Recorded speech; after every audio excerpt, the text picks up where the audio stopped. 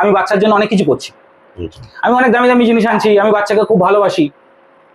Ultimately একটা জিনিস দেখুন, আপনি যে খাবারটা খাওয়াচ্ছেন সেই খাবারটা অ্যাকচুয়ালি খাবার কি খাবার না, লাইক এজ ফুড, মানে খাবারের মতো, বাট খাবার নয় ওটা।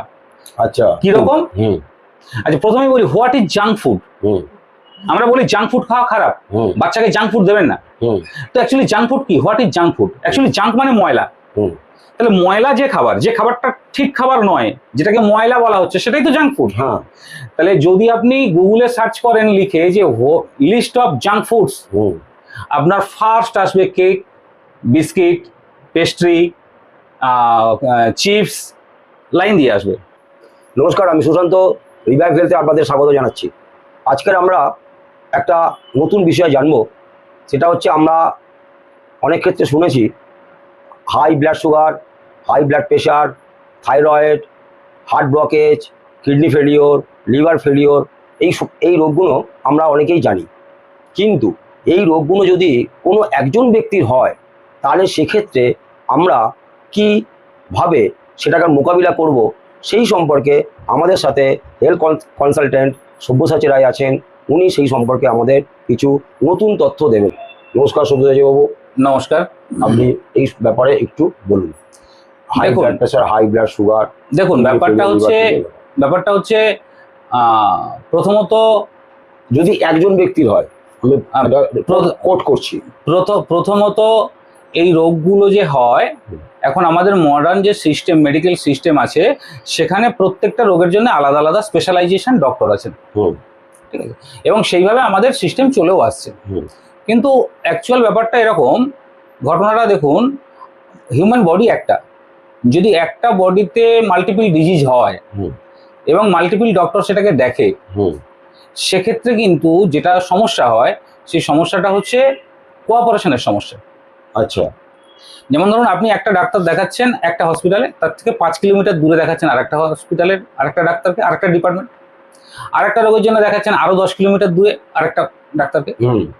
তো ঘটনা, বডির মধ্যে আমাদের যে অর্গানগুলো আছে, এই অর্গানগুলো কিন্তু কেউই আলাদা আলাদা ভাবে কারোর কোনো অস্তিত্ব নেই। আচ্ছা, মানে ধরুন শুধু হার্টটা চলবে, মানে একে অপরের সম্পর্কিত। হ্যাঁ, আমি বলে দিচ্ছি আপনাকে। যেমন হচ্ছে, আপনার যদি হার্ট কমজোরি হয়, তাহলে হার্ট ঠিক মতো যদি ব্লাড সাপ্লাই না দিতে পারে, তাহলে শরীরের সর্বত্র অক্সিজেন কমবে, ফুড সাপ্লিমেন্ট কমবে, ফুড সাপ্লাই কমবে, তার সঙ্গে আপনার শরীর দুর্বল হবে। ব্রেনে যদি সাফিসিয়েন্ট রক্ত না পৌঁছায়, তাহলে আপনার ব্রেন স্ট্রোক পর্যন্ত হতে পারে। তো ঘটনা যেটা দাঁড়াচ্ছে, যে শুধু একটা অর্গান কাজ করলে কিন্তু শরীর ভালো চলবে না। তো প্রত্যেকটা অর্গানের সঙ্গে প্রত্যেকটা অর্গানে, যেমন দেখুন, আমরা নিঃশ্বাস নিচ্ছি, লাংসের মধ্যে অক্সিজেন অ্যাবজর্ব হচ্ছে, আবার হার্টে গিয়ে পিউরিফাইড হয়ে অক্সিজেন যুক্ত ব্লাডটা হার্টে যাচ্ছে, হার্ট সারা শরীরে সাপ্লাই করছে, সেখান থেকে আবার কার্বন ডাই অক্সাইড যুক্ত হয়ে এসে আবার লাংসে এসে ঢুকছে। তাহলে এভাবে একটা সিস্টেম চলছে। আবার সেই রক্ত কিডনি থেকে পিউরিফাই হয়ে আসছে, আবার সেই ব্লাড ঠিকমতো ফুড সাপ্লিমেন্ট এবং অক্সিজেন সাপ্লাই দিচ্ছে বলে ব্রেন বেঁচে আছে। তাহলে একটার সঙ্গে একটা সুন্দরভাবে যুক্ত। যদি কোনো একজন কাজ ঠিক মতো না করে, তাহলে কি পুরো সিস্টেমটাই ভেঙে যাবে। ঠিক, পুরো সিস্টেমটাই ভেঙে যাবে। ঠিক। তো ঘটনা হচ্ছে যে, যদি হারমোনিতে না বাঁধা হয়, যদি এদের মধ্যে হারমোনি, মানে এদের যদি মিল না থাকে, মানে একই ছন্দে বাঁধা না হয়, একই ছন্দে যদি বাঁধা না হয়, যেমন ধরুন একটা গান যদি হয়, তার ধরুন 5টা মিউজিশিয়ান মিউজিক বাজাচ্ছে বা 10 জন মিউজিশিয়ান মিউজিক বাজাচ্ছে, এখন একজনের যদি তাল কেটে যায়, সবাইয়ের তাল কেটে যাবে। তাই হয়। ঠিক। তো আমাদের বডিতে দেখা যাচ্ছে যে আমাদের প্রত্যেকটা কিন্তু প্রত্যেকের সঙ্গে রিলেটেড। তো আলাদা আলাদা ডিজিজ এগুলো নয়। ঘটনা হচ্ছে, যদি ঠিক হওয়ার হয়, ন্যাচারাল মেথডে যদি ঠিক হওয়ার হয়, তাহলে সবগুলোই ধীরে ধীরে ঠিক হবে। আচ্ছা, মানে আলাদা করে ভাবার প্রয়োজন নেই যে এটা ঠিক হবে, ওটা ঠিক হবে না, ওটা ঠিক হবে, ওটা ঠিক হবে না। কিন্তু ঘটনা হচ্ছে, দেখুন, একটা স্টেজে ধরুন প্রত্যেকে বিশারদ সব অ্যাক্টর আছে, তারা ধরুন প্রত্যেকেই বড় বড় অ্যাক্টর, আপনি তাদের মধ্যে কোনো মিলমিশ নেই, আপনি অ্যাক্টিং করতে দিন একটা নাটক, না হবে না। আপনি একটা গান গাইতে দিন, বড় বড় বড় বড় স্টারকে গান গাইতে দিন, এবং আপনি 5টা বড় মিউজিশিয়ানকেই আনুন, কিন্তু যদি তাদের মধ্যে রেওয়াজ না থাকে, আপনি ক্রিটিক্যাল গানের মধ্যে যখন ঢুকবেন তখন দেখবেন তালমিল এক হচ্ছে না। ঠিক তদ্রুপ যখন আপনার শরীরে ক্রিটিক্যাল কিছু প্রবলেম তৈরি হয়েছে তখন সবচেয়ে বড় জিনিস যেটা দরকার সেটা হচ্ছে হারমোনি, যেটা কিন্তু আমাদের এই মডার্ন এখনকার সিস্টেমে প্রত্যেকটার জন্য আলাদা আলাদা লোকের কাছে যাওয়ার ফলে সবাইকে সুন্দরভাবে কে বাঁধবে এই জায়গাটা নেই।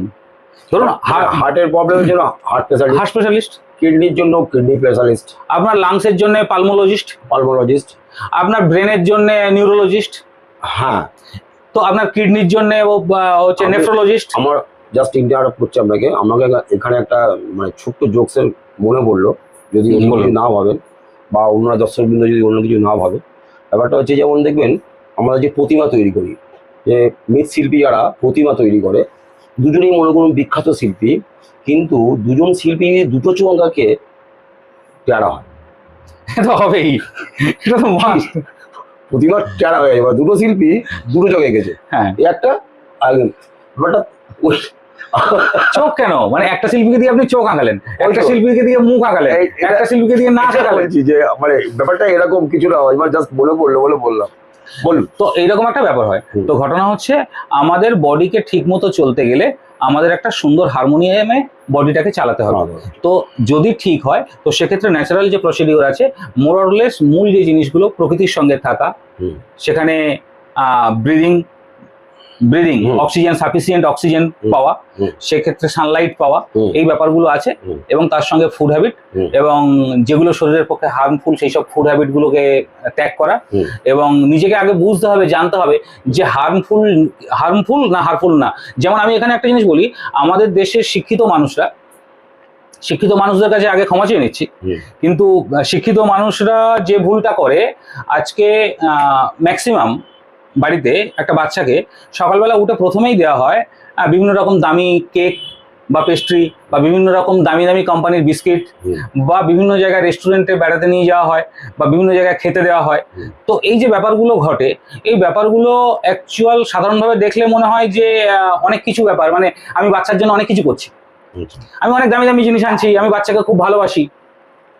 আলটিমেটলি একটা জিনিস দেখুন, আপনি যে খাবারটা খাওয়াচ্ছেন সেই খাবারটা অ্যাকচুয়ালি খাবার কি খাবার না, লাইক এজ ফুড, মানে খাবারের মতো, বাট খাবার নয় ওটা। আচ্ছা, কিরকম? একটা কেক কদিন ভালো থাকতে পারে? কদিন, আমরা যদি ঘরে বানাই ম্যাক্সিমাম হলো একদিন বা দুদিন, একদিন দুদিন ভালো থাকবে। কিন্তু আপনি দেখুন এই কেকটা কোম্পানি থেকে তৈরি হচ্ছে এবং এয়ার টাইট সিলড হচ্ছে, এবং হওয়ার পরে সেটা 3 মাস ভালো থাকছে, কোনো কোনো কোম্পানি 6 মাস ভালো রাখার জন্য ডেট দিচ্ছে। একটা বলুন যে আপনি বাড়িতে যে কোনো প্রিপারেশন আপনি যদি সিল করেন, সেটা কখনোই ভালো থাকবে না। না, 3 মাস তো দূরের কথা, 3 দিন ভালো থাকাও কঠিন। তো সেক্ষেত্রে আপনি যে খাবারটা খাওয়াচ্ছেন সেই খাবারটা দেখা যাচ্ছে 1 মাস আগে তৈরি হয়েছে, 1.5 মাস আগে তৈরি হয়েছে। এখন এই যে বিভিন্ন ধরনের পিজা, বার্গার, বিভিন্ন যেগুলো বিভিন্ন কোম্পানি থেকে আসছে, কবে তৈরি হয়েছে আমরা কেউ জানি না। ঘটনা হচ্ছে এগুলো খারাপ হয় না। এই খারাপ না হওয়ার মূল কারণ কিন্তু বিভিন্ন রকমের প্রিজারভেটিভ এর মধ্যে অ্যাড করা আছে। হ্যাঁ, প্রিজারভেটিভ, এবং তার সঙ্গে কিছু ফলস টেস্ট। আচ্ছা, ফলস টেস্ট, যেমন আমি একটা কথা বলছি, মনোসোডিয়াম গ্লুকামেট বলে একটা মলিকিউল আছে, একটা কেমিক্যালস আছে, যেটা ফলস টেস্টের জন্য ব্যবহার করা হয়। সেটা যদি আপনাকে কাদামাটির সঙ্গে মিশিয়েও খাইয়ে দেওয়া হয় চোখ বন্ধ করিয়ে, আপনি খেয়ে নেবেন। আচ্ছা, তো ফলস টেস্ট দিয়ে খারাপ জিনিসটা, এবং প্রিজারভেটিভ মানেই কেমিক্যালস। তো কেমিক্যালস দেওয়া আছে বলেই না আপনার বাড়ির মাংসটা 2 দিনে খারাপ হয়ে যাচ্ছে, ফ্রিজে রাখলেও আপনি 7 দিনের বেশি রাখতে পারবেন, 7 দিনও রাখতে পারবেন না, রাখতে পারবেন। কিন্তু আপনার কেএফসির তৈরি চিকেনটা আপনি কবে তৈরি হয়েছে জানেন না, এখানে চলে আসছে।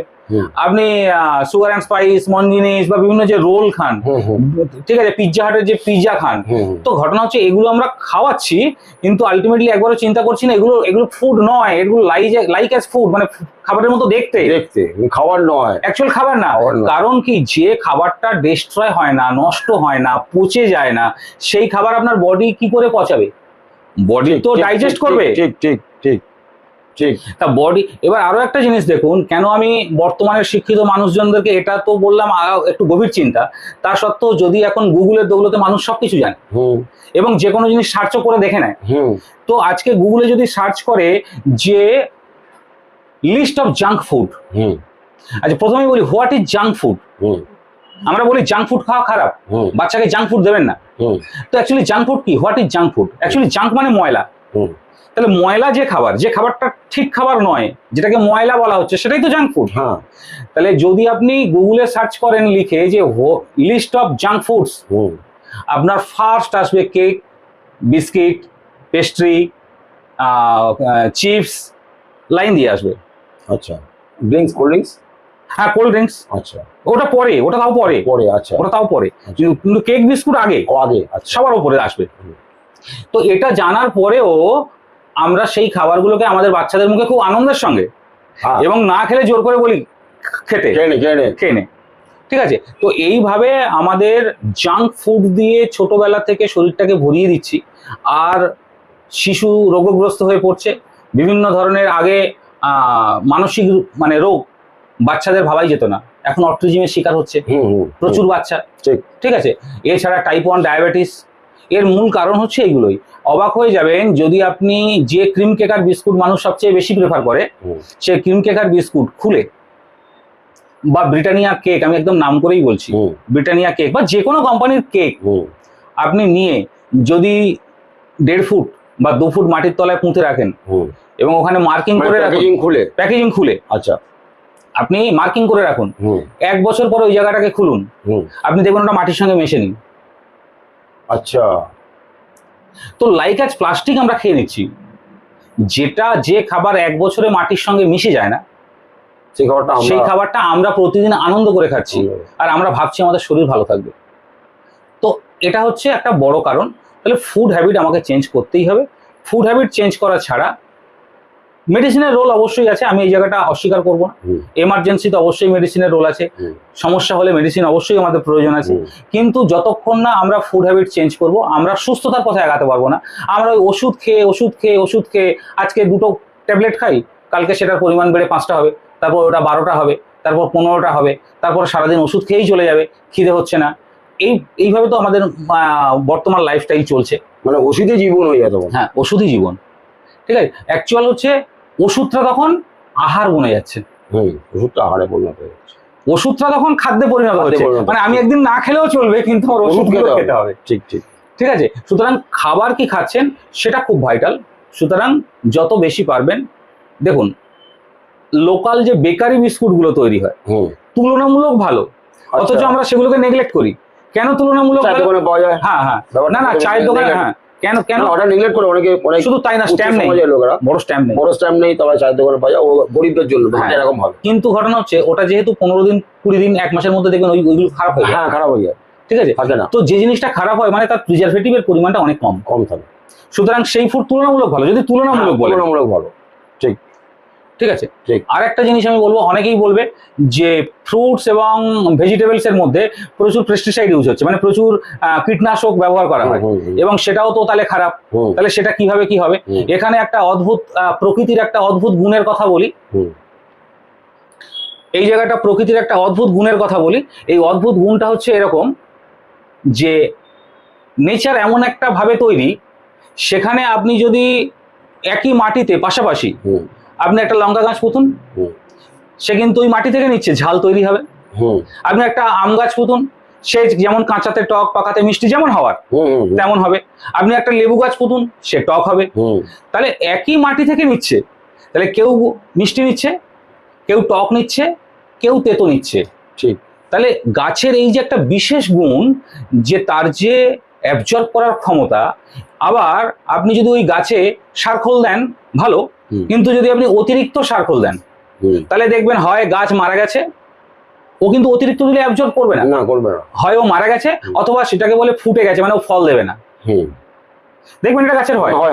ঠিক, তো ঘটনা হচ্ছে গাছ যতক্ষণ পর্যন্ত টলারেট করছে, ওর মধ্যেও লাইফ আছে, সুতরাং সে যেটা তৈরি করছে, যতই পেস্টিসাইড ইউজ করা হোক না কেন, সেটা অন্তত হিউম্যান বিং এর জন্য হার্মফুল হয় না।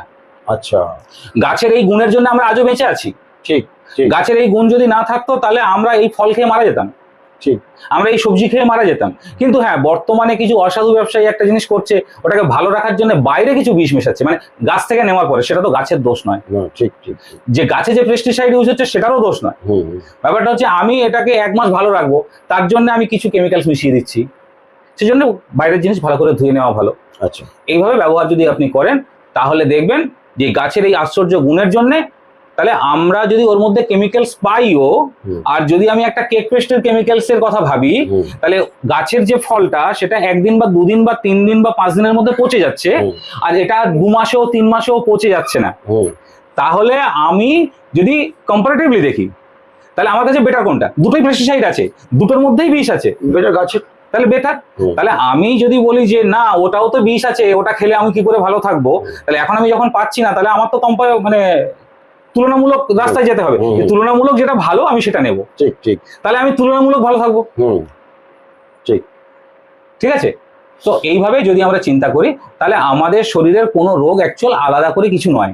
শরীরে যদি সিস্টেম ড্যামেজ হয়, তাহলে কম বেশি মোর অরলেস সব সিস্টেমই আস্তে আস্তে ড্যামেজ হয়। যেমন দেখবেন একটা মানুষের যদি প্রথম ব্লাড প্রেশার ধরা পড়ে বা প্রথম ব্লাড সুগার ধরা পড়ে, দেখবেন যখন সে প্রথম এটা ধরা পড়লো একটাই রোগ ছিল, কিন্তু যখন লং টার্মে ওষুধ খেতে খেতে খেতে খেতে খেতে খেতে আস্তে আস্তে হার্টের প্রবলেম আসলো, তারপরে কিডনি লিভারের প্রবলেম আসলো, গ্যাস্ট্রাইটিস শুরু হলো, তারপরে আস্তে আস্তে হাড় মানে বাতের প্রবলেম বা অস্টিওআর্থ্রাইটিস যেটা বলে মানে ডিজেনারেটিভ প্রসেস, এই ডিজেনারেটিভ প্রসেস শুরু হলো, তারপরে চোখের প্রবলেম শুরু হলো, মেবি গ্লুকোজে যেটা গ্লুকোমা বলা হচ্ছে, তারপরে আমরা আস্তে আস্তে বিভিন্ন রোগে ওরা রাস্তায় ছড়িয়ে স্প্রেড করে, মানে এই বললে বলার শেষ নেই। মানে এরকম ব্যাপার যেমন হচ্ছে এই যে কোল্ড ড্রিঙ্কস, এই কোল্ড ড্রিঙ্কস সম্পর্কে আমি অন্য কিছু বলবো না, কোল্ড ড্রিঙ্কসে প্রচুর চিনি আছে, খাওয়া উচিত না, কেমিক্যালস আছে, এটা তো আছেই। কিন্তু যদি আপনি সেই গুগলের কথাই বলবো, গুগলে যদি সার্চ করেন, তাহলে এখানে একটা তথ্য দিই যে নর্মালি 7 pH কে আমরা ধরি যে সেটা ড্রিঙ্কিং ওয়াটার, নিউট্রাল ধরা হয়, এবং যত নিচের দিকে নামবে তত হচ্ছে অ্যাসিডিক, আর যত উপর দিকে উঠবে তত হচ্ছে অ্যালকালাইন। এখন যেখানে হুইস্কি বা ওয়াইন তার পিএইচ হচ্ছে আপনার 3.5 থেকে 4.5, আচ্ছা, সেখানে কোল্ড ড্রিঙ্কস এর পিএইচ হচ্ছে 2.5 থেকে 3 এর মধ্যে, আর যেগুলো হচ্ছে ফ্রুট ড্রিঙ্কস বলে সেগুলো 3.5 এর মধ্যে। আচ্ছা, তাহলে পিএইচ ফ্যাক্টর অনুযায়ী অ্যাসিডিক নেচার অ্যালকোহল বা ওয়াইনের চেয়ে বা হুইস্কির চেয়ে কোল্ড ড্রিঙ্কসে অনেক বেশি। আচ্ছা, যে জন্য যদি একজন অ্যালকোহল খায় নিয়মিত, সে যদি 5 বছর খাওয়ার পরে অসুস্থ হয়, একজন যদি একই পরিমাণ নিয়মিত কোল্ড ড্রিঙ্কস খায়, তাহলে সে 6 মাস বা 1 বছরের মধ্যে অসুস্থ হবে। কারণ অ্যাসিডিক নেচারের খাবার যত বেশি যাবে, তত শরীর যত অ্যাসিডিক হয়ে যাবে, তত খারাপ, তত বেশি শরীরে আমার রোগ তৈরি হবে। তাহলে এই জায়গাটা যদি আমি কভার না করি, আমি যদি মনে করি যে শুধুমাত্র আমি কিছু মেডিসিন খাবো আর আমি ঠিক হয়ে যাব, এমন কিছু ম্যাজিক মেডিসিন এখনো পর্যন্ত আবিষ্কার হয়েছে বলে আমি অন্তত জানি না বা শুনিনি, বা আমি যতটুকু সার্চ করি সেখানে কোথাও দেখিনি। আচ্ছা, তো এটা হতে পারে যদি কোনোদিন আলাদিন আশ্চর্য প্রদীপের মতো কিছু হয়, যে ম্যাজিক পিল, যেমন সত্যজিৎ রায়ের একটা ওই শঙ্কু সমগ্র ছিল, সেখানে ছিল হচ্ছে ওই এয়ার কন্ডিশন পিল, এয়ার কন্ডিশন পিল, মানে পকেটে রাখলে এয়ার কন্ডিশন হয়ে যাবে। ঠিক আছে, এরকম যদি কোনো পিল আবিষ্কার হয়, হ্যাঁ ঠিক আছে, যে শরীরের সমস্ত কিছু হয়ে যাবে, এরকম ম্যাজিক যদি কোনো আবিষ্কার হয়, তখন সব খাওয়া যাবে। কিন্তু দারুণ ভালো লাগলো, আশা করি আমাদের দর্শকবৃন্দদেরও ভালো লেগেছে, অনেক নতুন তথ্য পেলেন। আমরা আগামী দিনে এরকম বিভিন্ন রকমের রোগের সম্পর্কে বিভিন্ন নতুন নতুন তথ্য আমাদের পরিবেশন করব। আজকের আমরা এই প্রতিবেদনটা এখানেই শেষ করছি।